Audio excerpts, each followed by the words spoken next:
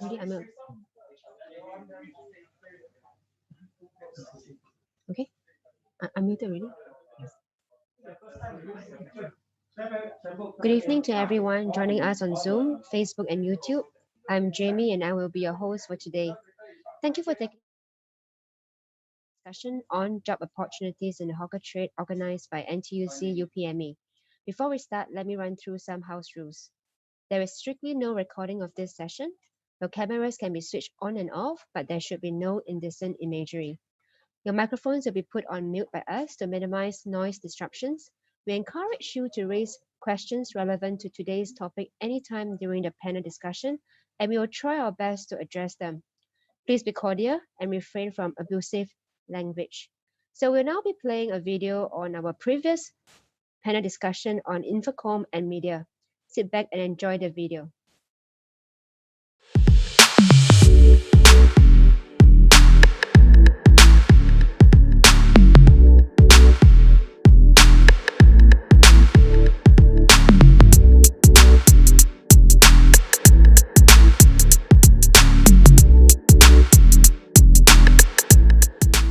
This sector has been booming even before the pandemic and has become more prominent when the coronavirus forced many cities into a lockdown and forced many companies to quickly adapt and change the way we work, the way we communicate with one another. Everyone is facing very similar challenges.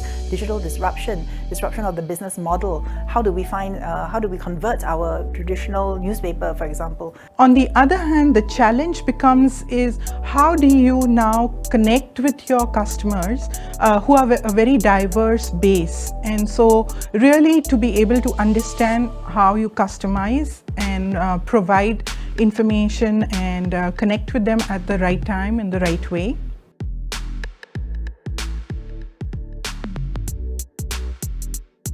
The Infocom and media sector is projected to add more than 12,000 new jobs here in Singapore. When it comes to job opportunities, of course, those folks who are in the creative and editorial space, of course, there are opportunities in digital content creation, lots of them in graphics, in writing, animation, data visualization, video, and of course, newer areas like AR and VR as well are emerging. So technologies such as artificial intelligence, immersive media, Internet of Things, blockchain, and even cybersecurity will bring along new job opportunities for Singaporeans, especially our younger one.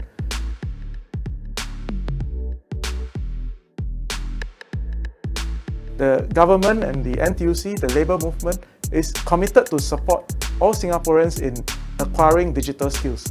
So if any one of you is keen in going for training, please drop us a comment. You can message us, you can email to us, and we'll get back to you. Find your passion. Okay, you have to be very interested in the field. Okay, in our case, it's media, it's market research. There are a wealth of learning resources out there. You know, thanks to the internet, the whole world is at your fingertips.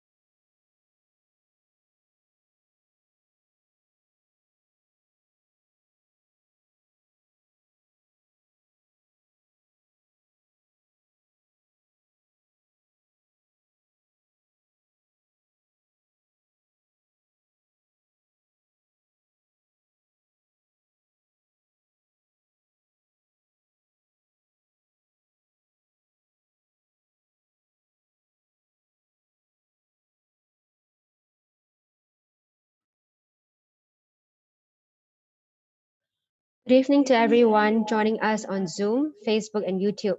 I'm Jamie, and I will be your host for today. Welcome again to our panel discussion on job opportunities in the hawker trade organized by NTUC UPME. So we'll run today's session as follows. First, we'll be discussing on the challenges working as a hawker, especially in today's ongoing pandemic, the available support for our aspiring and existing hawkers, and how they can embrace technology in today's digital world. Following which, we'll also answer some of the questions that you have submitted during registration. If you haven't already done so, fear not, as we will still be taking in questions on Zoom. So feel free to type in your questions into our chat box. So here with us today, we have Mr. Melvin Yong, Assistant Secretary General from NTUC, Director of U Associate, and MP for Reading Mas SMC. As Director of U Associate, ASG Melvin oversees the PMET segment of the workforce. He also serves as the Executive Secretary of the National Transport Workers Union and the United Workers of Electronics and Electrical Industries. And we are very privileged to have ASG Melvin as our moderator today. First up, our first speaker is Mr. Andrew Lau. Mr. Andrew is the Group Director of the Hawker Centres Group in NEA. The Hawker Centres Group plays a lead role in managing and enhancing our hawker centres. Currently, we have 114 hawker centres and another upcoming 13. Hawker Centres Group is also responsible for implementing programs and reviewing hawkers' policies to bring about optimal benefits for both hawkers and the public. Our next speaker needs no introduction. His culinary skills have earned him extensive recognition in the industry, and he is none other than our very own Chef Eric Neo. Having started out as a chef at the age of 16, Chef Eric rose through the ranks and brings with him close to 26 years of culinary and catering experience. As Executive Chef of Intercontinental Singapore, Chef Eric oversees the hotel's culinary operations. He is also the President of Singapore Chefs Association. Next up, we have Mr. Melvin Chew. Melvin is a second-generation hawker and a founder of Facebook group Hawkers United Tapao 2020, which is a platform to support hawkers during the circuit breaker period. To date, Hawkers United has enlisted more than 284,000 members. And no stranger to media, Melvin is also the poster boy for Singapore hawkers in the local and international media and is actively involved with various government agencies to help sustain our hawker trade. And finally, we have Miss Elizabeth Chen. Elizabeth is the fourth generation owner of Kueh Hojia. Today, Kueh Hojia is recognized as a heritage hawker by UNESCO. Though young, Elizabeth has been making kueh since 12. Under Elizabeth's leadership, Kueh Hojia has expanded her business to catering services, online deliveries, and live station cooking. Elizabeth is also the proud recipient of the Hawkers Development Program Mentor Award.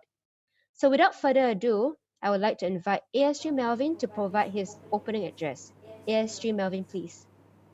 Thank you very much, Jamie, and a very good evening and a happy Chinese New Year to everyone joining us on Zoom and Facebook Live. Welcome to our monthly panel discussion on job opportunities in growing industries amid the COVID-19 pandemic. We have an exciting topic lined up for you tonight, and we have invited several well-known personalities in our F&B scene to talk to us about job opportunities in the food industry here in Singapore. Hawkers are an important part of Singapore. We are, after all, a nation of foodies. Did you know that the hawker culture that we are very familiar with today can be traced back to the early 1950s? That was when the British colonial government first moved our street vendors into defined places of business. Since then, hawker centres have become an integral part of Singapore's food culture. There are now over 110 hawker centres and about 14,000 hawkers in Singapore alone. Last December, Singapore's hawker culture was added to UNESCO's list of intangible cultural heritage. This recognition would not have happened without the strong foundation set up by our first-generation hawkers. However, many first-generation hawkers have since retired without a successor, and I'm sure both Elizabeth and Melvin, who are fourth and second-generation hawkers, will be able to share with us their challenges taking over the family food business. This evening, we hope to dispel some of the myths as well as be upfront about the challenges that come with being a hawker so that you can make an informed decision about entering the industry. We also have Mr. Andrew Low from the National Environment Agency here with us today to share more on the support available for aspiring hawkers so that you can be reassured that you will not have to embark on this journey alone. So without further ado, let us go straight to our first topic. I'd like to first ask our panelists, what are some of the challenges working as a hawker or in the F&B industry in general? And could you share what it was like during the worst of the COVID-19 pandemic? Perhaps let us start with Mr. Melvin Chew on my left, who founded the Hawkers United Facebook group during the circuit breaker period last year. Melvin, what do you think is the most difficult part of being a hawker during the pandemic? Happy New Year to everyone. I'm Melvin here. So I think the most difficult part is during pandemic, there is no dining allowed in the hawker center. So our hawker center actually become like a dead town where no people, and hawkers still have to carry on and carry on the trade and survive. So I think that hits the hawker very much. How about Elizabeth? Was your business affected during the peak of the pandemic period? Definitely business at the hawker will be affected because they cannot sit around the tables and so forth. So we had more people doing the tapao. They was doing a lot of takeaway and everything. They don't have the luxury to sit there, to enjoy with their family and friends. So definitely, I think a lot more people move on to the channel of delivery platforms instead. And I think that was the reason why, Melvin, you set up the Facebook group to coordinate the delivery. Was that the intent? Yeah, because I discovered that there are a lot of hawkers, especially elderly hawkers, they are not tech savvy and they got problem on engaging on this type of delivery platform. So that's one of the reasons why I set up Hawkers United and another Delivery United. So both of the platform is to help hawkers without any platform to get their drivers to deliver their food through Island Wide. Yeah, and it was quite successful, right? Yeah, the whole thing. Yeah. No, maybe now let me ask Chef Eric. Some people tell me that regardless of how the economy is doing, we all still need to eat, right? And hawker food is one of the most affordable options. But in the restaurant space where Chef Eric, you are most familiar with, things are quite different with price points ranging from value for money to really exquisite and expensive food. So could you perhaps share with us what it was like working as a chef in a 5-star hotel during the pandemic and whether things have gotten better since then? Yeah, so just to share experiences during the pandemic and especially during the lockdown, the hotel and restaurants has to be really flexible in making changes fast.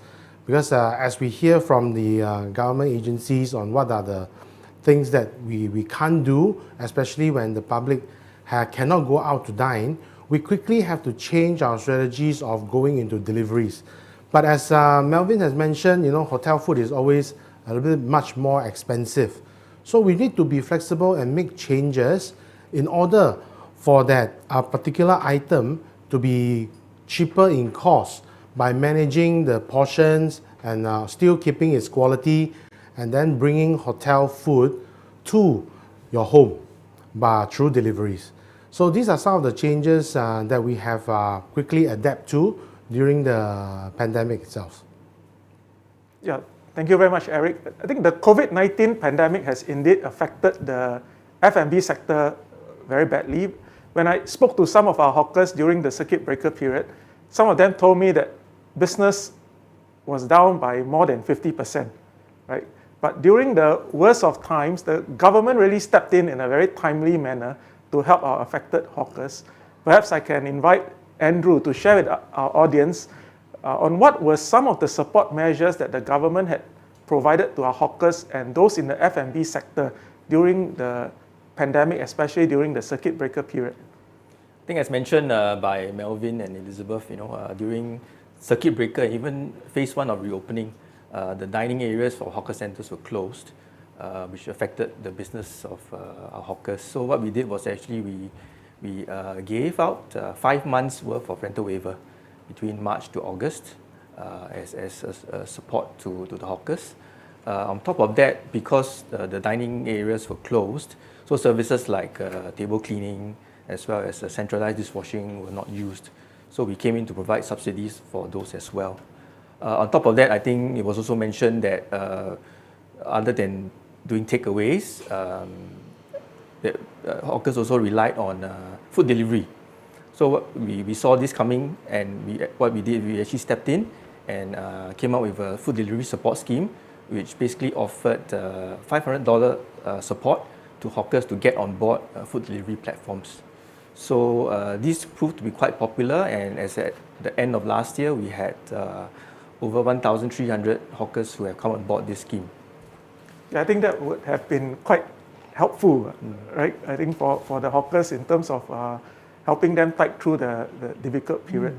I think when I met you, Melvin, last year at your store, you were sharing some of the more creative things that the hawkers need to do, even for yourself.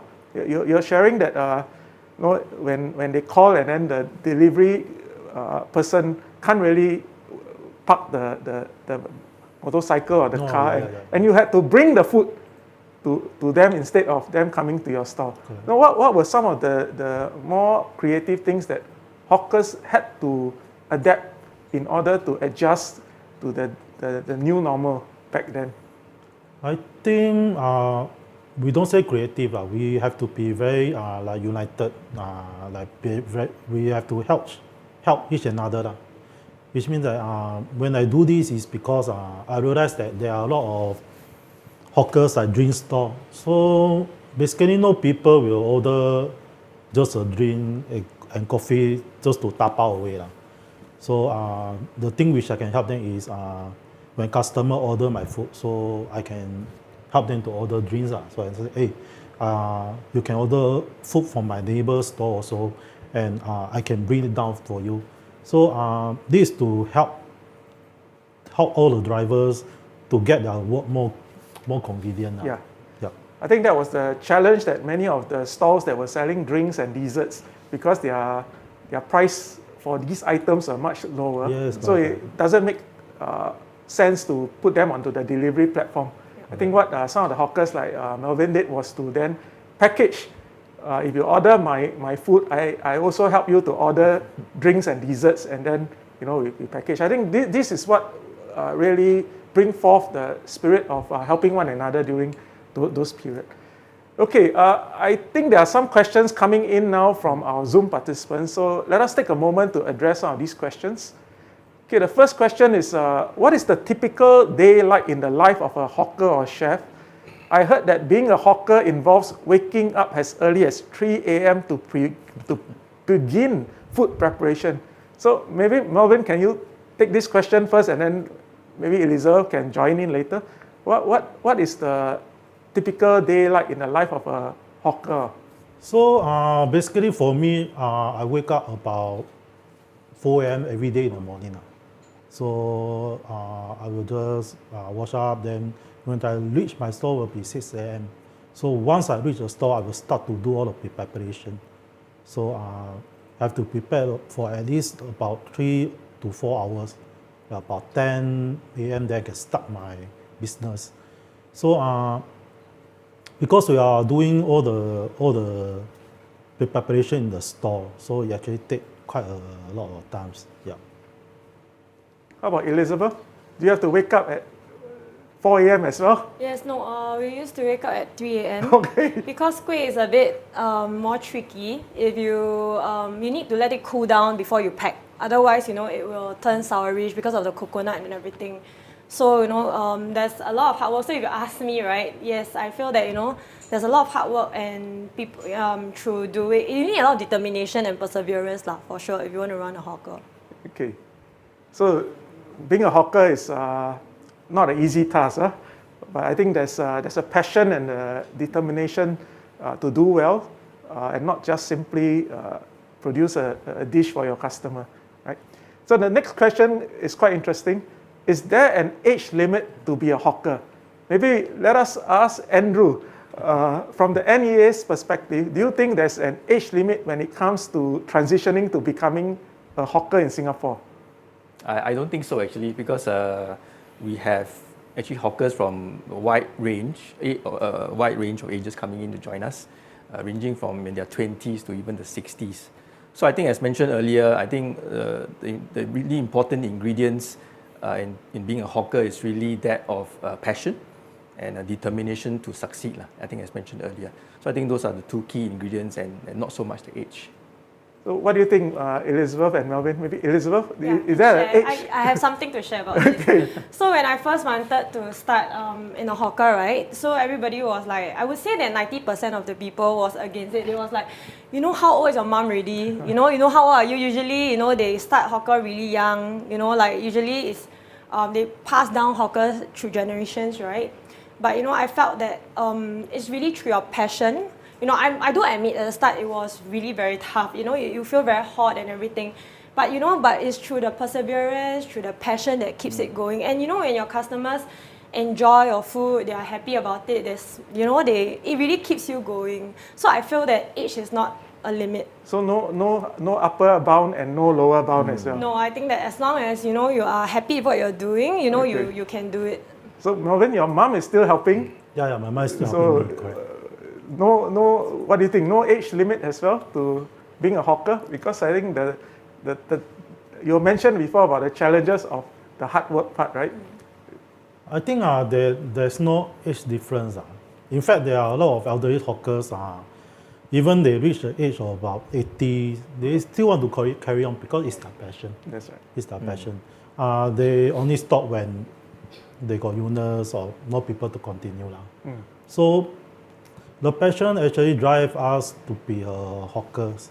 So that gives us the attitude to be hawkers too. Hawkers need to have the attitude of we have to endure all the long hours, here pain, there pain, every pain every day. So we got no holidays. Yeah. Basically, we got no holidays. So when everybody got holidays, our holidays is at our store. That really needs a lot of passion. Yes, right. Okay, there's a third question. What is the easiest type of cuisine to sell if I want to become a hawker? Must I inform NEA what type of food I'm going to sell, and will I therefore then be locked into that particular dish? So maybe Andrew?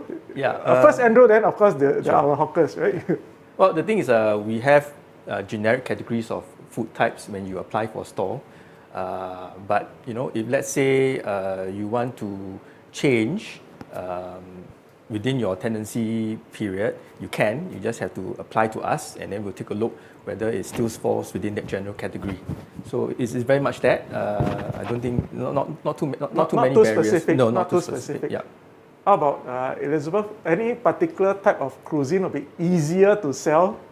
I don't think there's anything that's easy for F&B, but you know, I think that you should be doing something that you like and you enjoy. You know, so you know, when you feel tired, you know, or when you feel the hours are long, right? You will still want to continue cooking it. You still want to continue doing it. So I still bring it back to passion more than the cuisine. I know for you, Melvin, you innovated from your family dish, and then now it's quite different from what it originally is. So maybe you want to share some of the history behind it.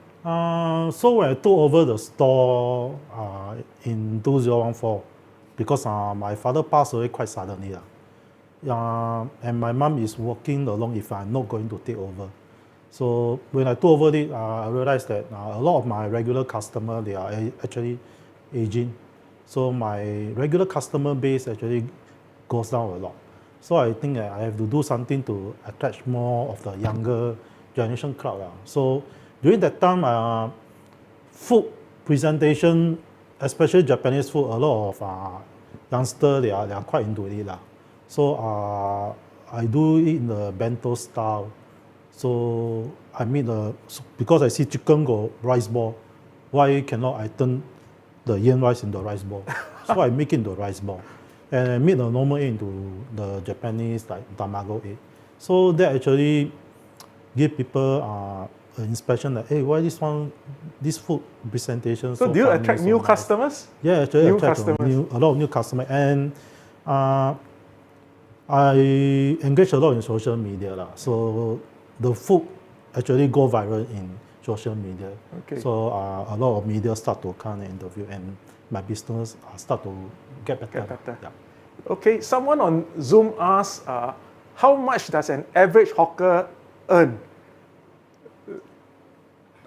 Marvin, you want to suggest what's the range? If we are talking about in the early 80s and 90s, of course, you will see, wow, they can earn a lot. But nowadays, everything is expensive, like ingredients, rental, even labor, salary are expensive. So the profit margin actually goes down a lot. It's not what like people imagine that hawkers earn a lot. Some people say the hawker drive big cars. But only one hawker drive big car, then they say the whole hawker drive big car. But there's actually one or two only. Okay. If you talk about in the past, in the 80s or 90s, when that's the what I call the golden year of hawkers. Okay. So they actually work very hard. They can expand because during that time it's not so competitive. We don't have so many food court, kopitiam, so all our hawker center. So it's much easier to make money. But now, if you look around, you can see F&B everywhere. So it has to be a little bit more innovative, and use technology. How about Elizabeth? What is the type of income a person who wants to enter in this industry can expect? I would say that maybe at the start, really don't put too much high expectation, because like keep your expectation low first, because people are still coming to know about you, your store and everything, and it takes time for sure. So if you ask me, like average hawker, I think if in percentage wise, definitely not a very high percentage, like if you compare to those people who are working in the office and so forth. So I'm sure you can make a living. Yeah, you can make a living for sure. So maybe we move on to Chef Eric. What is a typical starting salary as an entry-level chef, and how does that increase as one progress in the industry? Yeah, so for typical entry of a cook, we call it a commis cook, we have no training at all. The industry actually pays between 1,300 to 1,400. And then you get an on-job training in a 5-star hotel environment or restaurant, whereby you will learn skill sets of whether it's Asian cuisine, Western cuisine, or European, or even Cantonese cuisine. Then as you progress into your career, whereby your progression is very promising, there are many criteria of stages where you can go. So you will get being promoted to a commis 1, then to a demi-chef, where you get into a chef de partie position that you will pay you between about 2002, whereby you get to be in charge of a section. Then as you grow along the rank where you become a junior sous chef, you get paid between 2005 to 2006, where you will also start to learn some management of in the kitchen, of how you manage a group of people, as well as food costs and so on. Then as you grow much more into a specialized cuisine chef that we call chef de cuisine, you can be paid as much as $5,000 and onwards. So that will maybe take you about 8 to 10 years from a commis cook to reach a chef de cuisine position. Also depending on how fast you learn.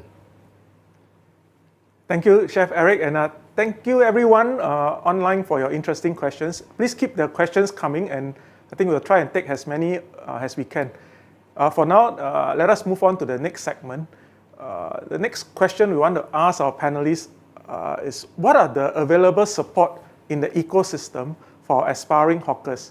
So maybe, Andrew, let us start with you. Can you share with us what are the schemes available to help aspiring hawkers, as well as programs to help existing hawkers pass down their trade to the next generation? So currently we have 2 existing schemes, one being the Incubation Store program, which was launched in February 2018. So what this scheme does is actually it allows aspiring hawkers to actually apply for incubation store that comes with basic fittings at slightly reduced rental. So for the first 9 months, you actually pay 50% of the assessed market rent, while for the next 6 months, you pay 75% of the assessed market rent. So in a sense, it's 15 months of support for this group of aspiring hawkers. So we have one example, Mr. Liu Chok Ki, who actually has an incubation store in the Chinatown complex. So he used to be a F&B franchise consultant, right? So he decided to switch, took up an incubation store together with his wife, selling Monan pork soup, quite a unique cuisine. And they've been doing well, and for the past 14 months, they've actually built up a good client base. And they're quite confident of actually moving on to become full-fledged hawkers after the 15 months. Yeah. Thank you very much, Andrew. Elizabeth, I understand that you are a recipient of the Hawkers Development Program Mentor Award. This was presented by the NEA. Could you share more about how you were involved in this program and what support you provide as a mentor? Firstly, I want to thank NEA because I think it's really of great help, because I feel that it's not only about us supporting them, but I feel that they're also supporting us, and we learn more new things from them as well. So what we did is that, we opened the store. They learn things like, what time, very, very realistic. They really start from the basics. Like when we open the store, what time they have to manage the expectation, what time they have to open their store as well, because of course, early bird catches the worm, right? You start early, you get more business, and everything. Then from cooking, from how to manage issues. I think issues are very real in every business. So, like if you meet with certain issues, how do you handle this problem and everything? But it's good that, we are there to guide them, because in the past, we didn't have all this mentorship program, right? So during this mentorship program, I feel that, after going through this, some of them came back, to thank us also, that they are more confident opening a hawker store. They don't have to be fearful, like when they start, they don't know what to expect or how it's going to be like. So I think that is being more confident of what they are going to do next. Okay, that's good. Let us ask Chef Eric to create a successful F&B business. I think we have heard enough this evening so far that hard work is, of course, very important, but we believe so is the flair for cooking, right? So can you share with us what are some of the support given to help people to learn how to cook better? Are there any cooking schools that we can turn to if we want to learn to improve ourselves? Sure. Cooking is not something that you learn in 1 day, 1 week, or 1 year. So you have to really, either go to a good establishment to learn from a mentor, or you can go to culinary schools, especially in Singapore. There are so many culinary schools in Singapore, like Shatec, Republic Poly, Temasek Poly, ITE, Nanyang Poly, at Sunrise Global Chef Academy, and ACI, Asian Culinary Institute. So all the different schools offer different programs that cater to your needs. So if you really have a passion to be a hawker or to be a chef, consider taking up some courses or even a longer term course to get yourself a diploma in order for you to embark on this career and to have a rewarding career.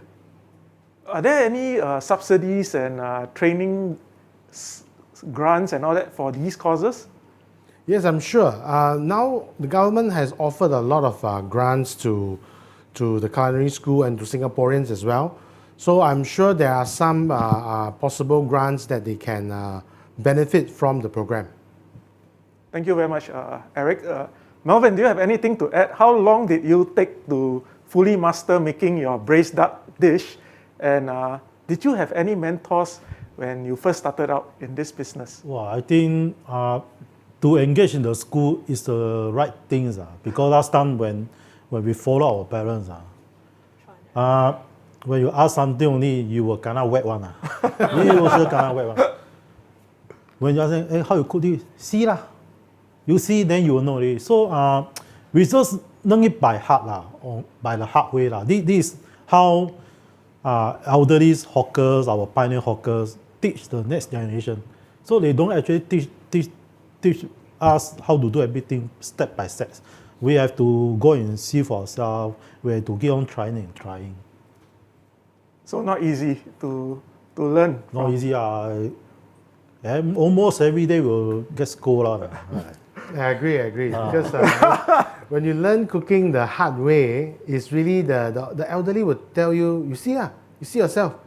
If you can manage to learn from it, you manage to learn from it. If you can't, then that's it. Okay. But at least the school now still do explanation to you. So I'm sure Melvin learned it the very all hard three of way. you are mentors, so you all don't do the same thing down to... So we don't do the same things to Because them. we encountered that before, so That's we right. don't teach the next generation to do that. Okay. There are some questions now coming in from the Zoom as well. The first question is, some famous hawkers charge a few $100,000 for their recipes. So is this sustainable? Perhaps NEA, is there a cap onto how much people can sell their recipes for?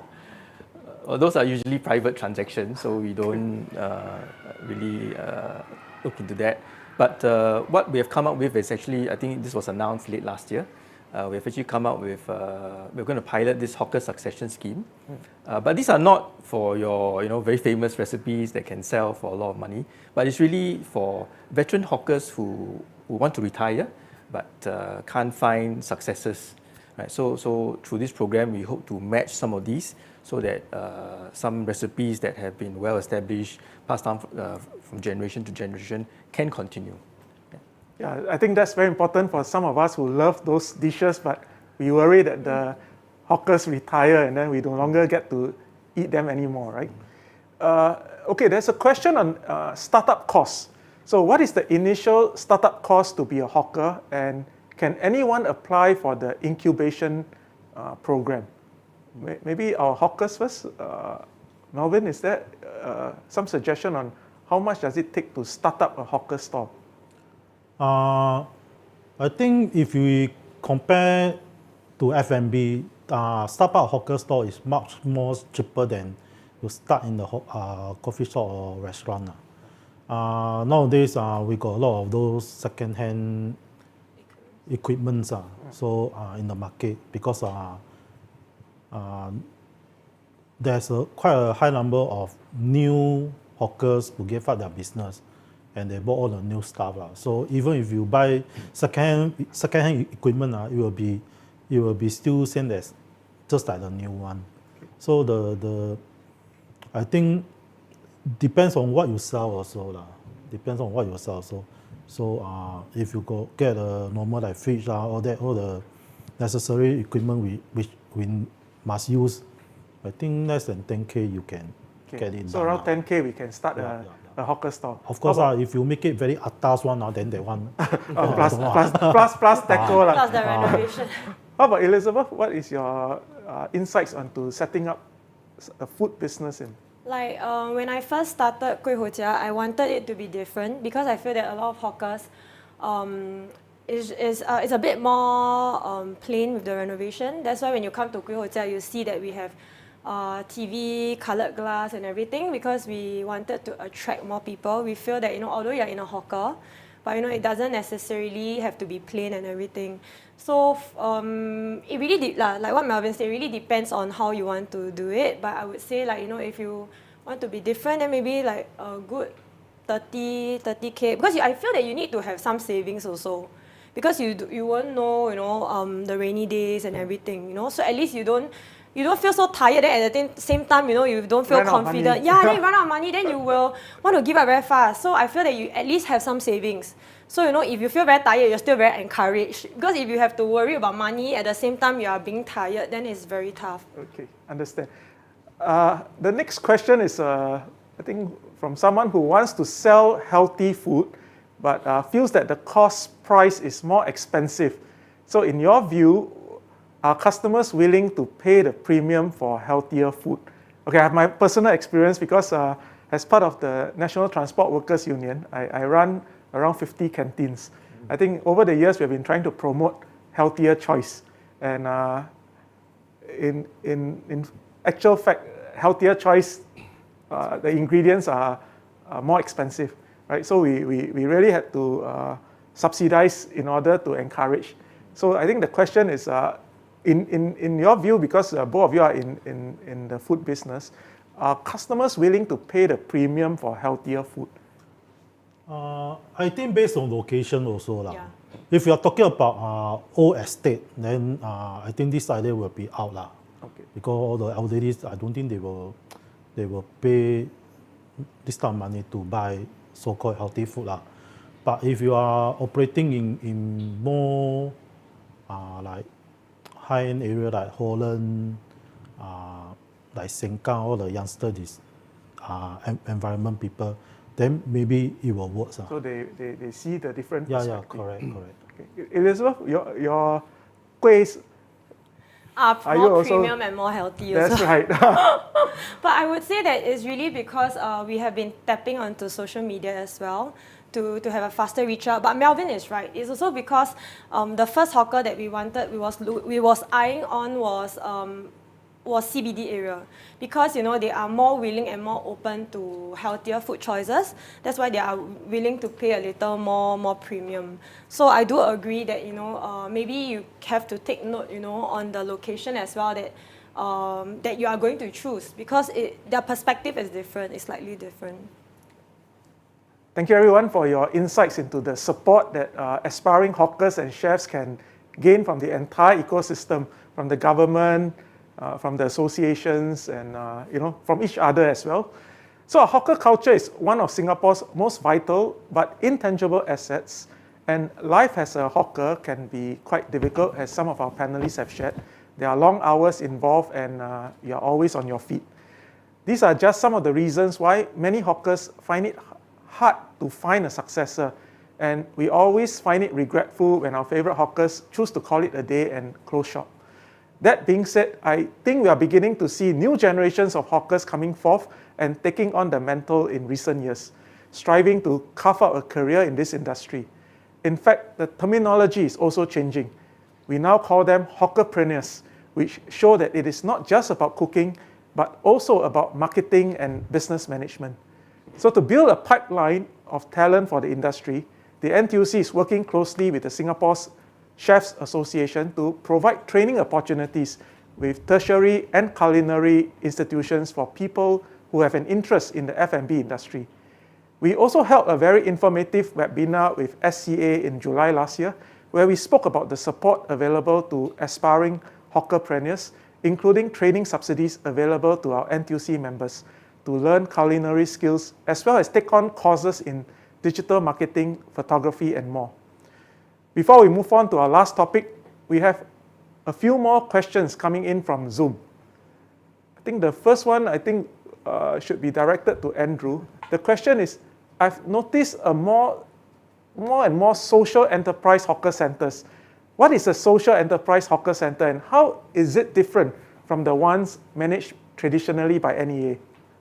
Well, the term social enterprise hawker center is actually a misnomer. It's actually hawker centers run by socially conscious enterprises lah. Right. So the difference is that actually a lot of these socially conscious enterprise that actually run our new hawker centers bring with them actually a wealth of experience from the F&B sector. So they actually take that and so-called infuse that into our hawker center scene.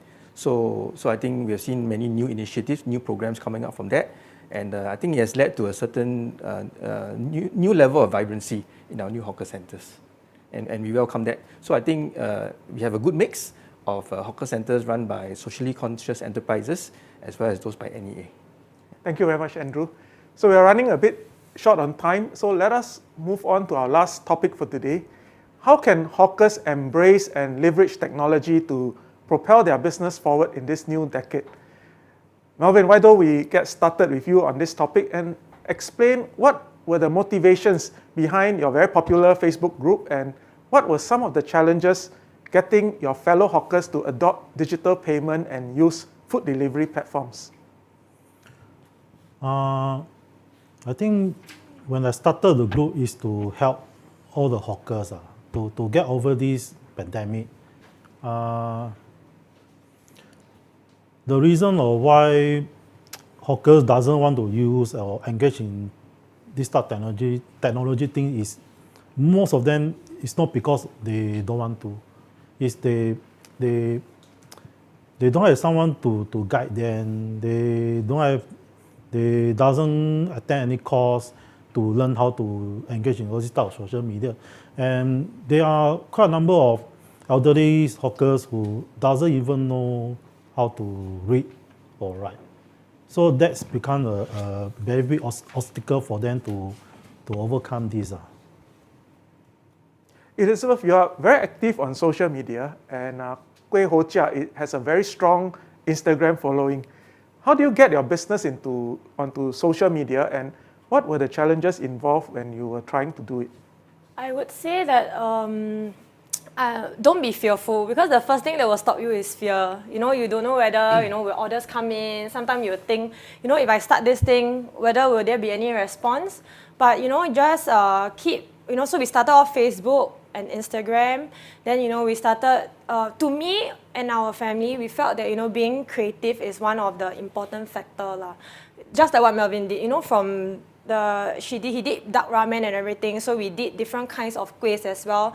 No artificial coloring, different kinds of molds and everything. I feel that, you can be a little bit more creative, then after that, keep posting, because, people will start sharing. If they feel like, hey, what is this? So cute, like so unique. Then, or they have friends who love kueh or friends who love ramen. Then it was like, hey, they'll start tagging. Like, hey, try this, you look at, they'll tag their friends to check this thing out. So, this thing will go viral, as time goes by, but don't be fearful, just keep moving forward and, be a bit more creative, and slowly your menu will change as well. And slowly, you will start understanding through social media. I would say that, you start understanding what people want. My mom and I always believe that, it's not about what we want, but what other people want. So you know, like, what other people like, what flavors they like, what is trending in the business. Who says that we cannot do sweet potato png kueh with salted egg, abalone png kueh? You can be different. Yeah. Because both of you are second and fourth generation, did you have a challenge trying to convince your mom and your parents on that this is what I want to do? No, I want to do rice ball. I want to make very different kueh. Because that is how they have been doing it, right? Well, I think this is the obstacle which most of the second generation or third generation hawkers face. We can't blame our parents, because they belong to the generation when hawkers, they just start a store, they got no social media, so everything is by mouth.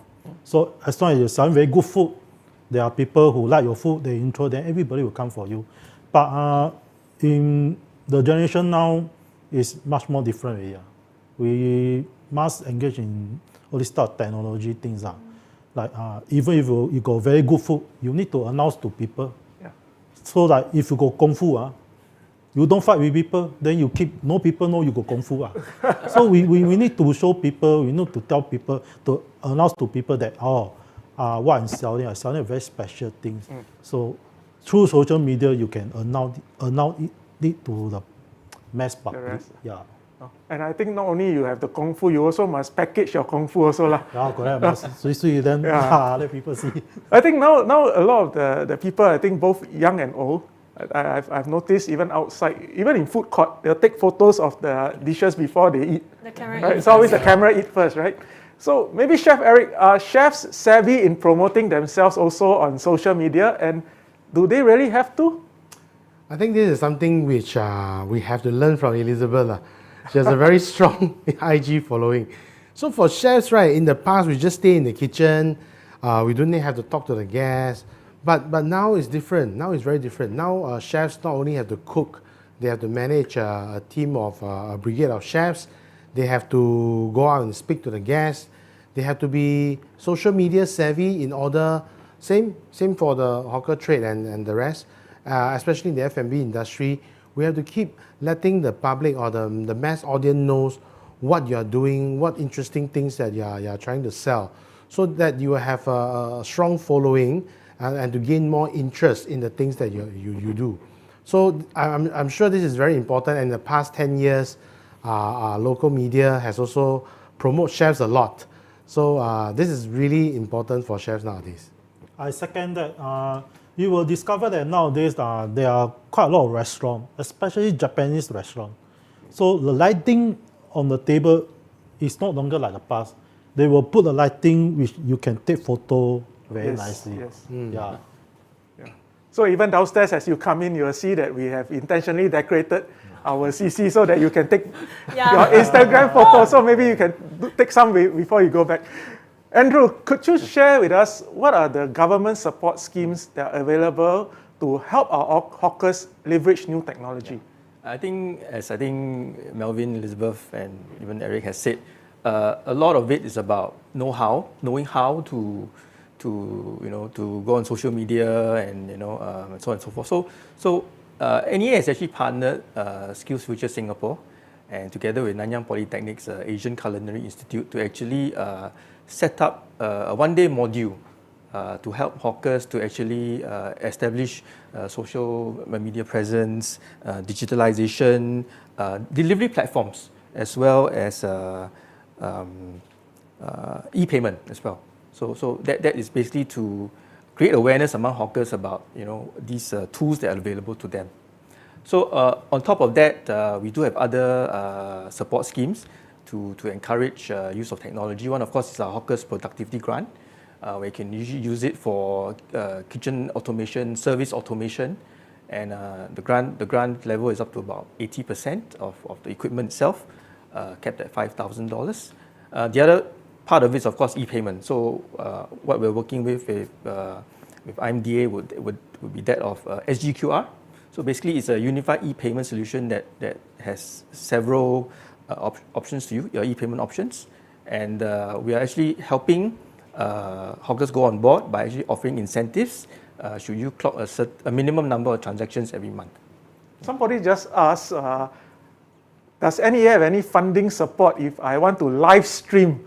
They said that they have noticed some fish and seafood sellers at wet market doing live streaming. Yeah. Does NEA have any funding support for live streaming equipment? Not at the moment, but I think this is something quite new, and I think it really took off during the circuit breaker period, whereby it's about establishing I think what we were talking about, establishing an online presence and actually doing online sales. So it's actually a culmination of all the various so-called aspects, whereby you have establishing an online presence, e-payment, because that's how you transact. So we think it's definitely a step in the right direction. Yeah. Okay, maybe this question would be applicable to three of our panelists today. I think the question is, what are the common misconceptions about working as a hawker or as a chef in the local F&B industry? So maybe we'll just go Melvin first. Like what people say now, every time say the hawkers earn a lot of money. Drive big car, right? Drive big car. You see one drive big car only, it's not all the hawkers drive big car. You seldom see hawkers drive big car nowadays. Even the hawkers, they are driving big cars. They earn it. Yes. It's not easy. Just imagine if you are selling char kway teow. I always tell people, you do a simulation, we don't take anything, just by hand. 3 hours non-stop. How you will feel? Yes. Tiring, right? That's right. So when they are driving big car, I'm happy for them. Yes. I feel a bit happy for them because they really earn it. It's not easy things, not an easy job. Elizabeth? For me, I feel that it's taking pride. Even if you're in a hawker, you still can renovate. Do, of course, towards NEA's regulation. You can still renovate the place to, and then if it's hot, like what we do, right, we added some fans, mini fans, we use like those kind of ice cube for like aircon type, those mini ones. You can do certain things to make yourself feel comfortable when you're working as well. So I feel that, don't have to think that it's really just entirely very tough, but definitely there's a way out if you want to do it. Eric? Yeah, so not all kitchens are hot. So, example, hotel, restaurant kitchens, we have air conditioning. We have a good exhaust system that really suck out the hot air. And I think most of them doesn't know that actually hotel now promotes 5-day work week. And then, of course, you do 10 hours a day. For some management staff, we go up to 12 hours. But then it's a 5-day work week, and plus all the different benefits. and plus all the skills that you can learn. I think, people think that chefs are always a job that is lowly paid and no career progression. But nowadays, I think it's wrong. Chef's career has really been very promising over the past 10 years with social media and all that. And plus the benefits that every different establishment is giving is definitely a rewarding career. So more chefs drive big car. We earn it too. That's right. So I think there's a question perhaps Andrew can quickly clarify. Is there a minimum number of days that a hawker store must be open? The simple answer is no. Yeah. Okay. Yeah. Okay. Are there any new technologies to help us overcome the shortage of manpower? I think maybe this one more in the restaurant and the hotel space, right? Have there been Yes. adapting to new technologies? So we have been, especially hotels, right? We have been establishing to new technologies like ordering from QR because you don't have enough service staff. For kitchen-wise, we try to be more flexible in making our menus smaller, yet still offering enough variety to the crowd. So these are two of the things that we have made changes to. Okay. This one is an interesting question. Someone said, I noticed many ex-restaurant and hotel chefs becoming hawkers.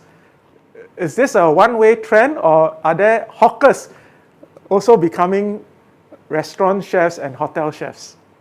I think for me to answer that question, right, about 20 years ago, I used to be a catering chef. Okay. Then I moved on to be a hotel chef. I just want to share a story. I have a hotel cook that recently wants to be a hawker, but very young. It's about 27 only. But he decided to embark on this career because he feels that, based on this scheme, he wants to learn something from the hawker. He inspired to be a one-dish master. Wow. So that's what he wants to be. So after speaking with him, I do support his decision in moving towards that direction. So we have both hawkers becoming chefs in the restaurants and the hotels, and also from the hotels and the restaurants going into the hawker business. Yeah. The crossover is two ways, right? Yes. Okay. I think there's a suggestion from one of our participants. Can NEA start a recipe bank to store recipes of retiring hawkers so that we can continue to have good food to eat? Sure, something, definitely we can consider that. Yeah. This one is quite common in foreign countries. Oh, really? If we are talking about Paris, they got their own recipe bank. That's why Western food, French cuisine is everywhere. It's a very atas food. So I think for hawkers, since we got a UNESCO, we are also atas already. So I think we should consider doing something like that also. Actually, honestly, we don't need the NEA to start. I think we can always start on our own, just like what you did. We didn't wait for the government to initiate. I think what we did during the circuit breaker time was to rally everybody together. And I think we could seriously look into that as well. Okay, I think there's one last question. What is next for hawker culture after getting us onto the UNESCO list of intangible cultural assets? I think what next can we look forward to in maybe promoting our hawkers more and our hawker culture more? Yeah. Well, I guess getting the UNESCO inscription was a big milestone for us. That's right. So I think definitely that paves the way for us to look into growing the hawker culture in Singapore. So we'll probably spend the time from now onwards to look into how we can do that. Yeah. Actually, to add on to your question, to the answer, I think there's also been a lot of chefs out there doing promotions in different countries by the agencies of STB. They go over the London, Europe countries to promote heritage cuisine of Singapore, which especially the European countries, they love our food very much. So I think that has already been doing so, and I think of course it could be done even more to spread the good news. So I think we will definitely need to work together. I think not just having the NEA pushing for it. I think more and more of our younger hawkerpreneurs are also promoting the trade. I think we need more Melvin and more Elizabeth in our industry, and also maybe from the association, how we could continue to promote our hawker culture as well. Okay, I think there's one last question. Is there an issue finding suppliers? I think as a hawker, are there any tips on finding good suppliers for your business? I think in Singapore we got no problem in finding food ingredients because I've been to a few countries for events. Singapore is definitely better than those countries because a lot of things we can't get them, but over in Singapore we can get almost everything over here. So the lockdown in many parts of the world did not affect. No, they are even when we are having our circuit breaker, the shortage of ingredients is about 1 or 2 days only. Okay. So after that, we're back to normal again. Yeah. How about Elizabeth? Yours is a different set of ingredients, right? Yeah, more vegetables and so forth, right? We don't really have issues like what Melvin said. There was shortage for a few days on certain, because like sweet potato people were like doing a lot of home baking and everything. Certain ingredients were shortage, right? Because everybody was like doing baking at home and so forth. But I feel that Singapore is a place whereby, we are not really affected, to be honest. Yeah, we very, very soon, and I think make good neighbors because we all share. It's like a kampong spirit, we all share our contacts and everything when we have something good. To add on, like what Elizabeth mentioned, when there are more demand, the ingredient will be more pricey. So when hawkers increase the price for 10 cents, 20 cents, please pardon us. You must understand that it's not because we suka want to price. We bopian. Especially during COVID. we need to, because passion cannot pay our bills. We still need to survive and earn money also. Yeah. Okay, so we hear that the cost of the ingredients and the manpower cost is also a factor in the pricing of our dishes and our food. So thank you very much, panelists. I think this has been a very interesting and insightful panel discussion. We are almost out of time. So let me quickly round up tonight's session. I think we started our series of monthly panel discussions last year to highlight job opportunities in growing industries amid the COVID-19 pandemic. The hawker trade and in general the F&B sector has remained resilient during the pandemic. As I mentioned and many of my panelists have also spoken, pandemic or not, we still have to eat. So in the past hour, we have heard how the government has quickly stepped in with relief measures to support our hawkers during the worst of the outbreak. We have also heard how ground-up initiatives such as Melvin's Hawkers United Facebook group have sprung up to support and rally our hawkers together to tide through the circuit breaker period. Our new generation of hawkerpreneurs like Elizabeth and Melvin have shown us the potential of leveraging new digital technologies to propel hawker culture into new grounds. And I'm glad that more young Singaporeans are turning to the hawker trade as a career choice.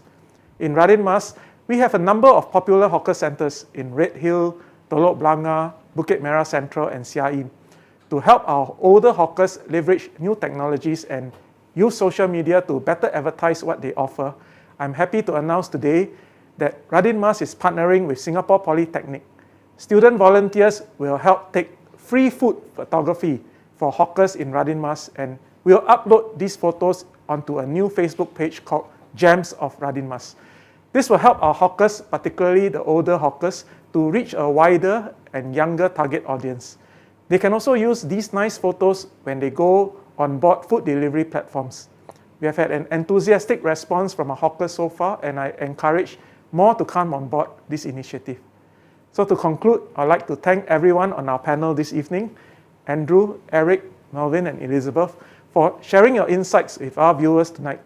I hope to see all of you again next month as we continue to discuss job opportunities in other growth sectors. So if you have any areas of interest that you would like us to gather industry experts to talk about, do let us know and we'll try our best to bring them here for you. So with that, we have come to the end of tonight's session. Good night and see all of you again next month. Thank you very much.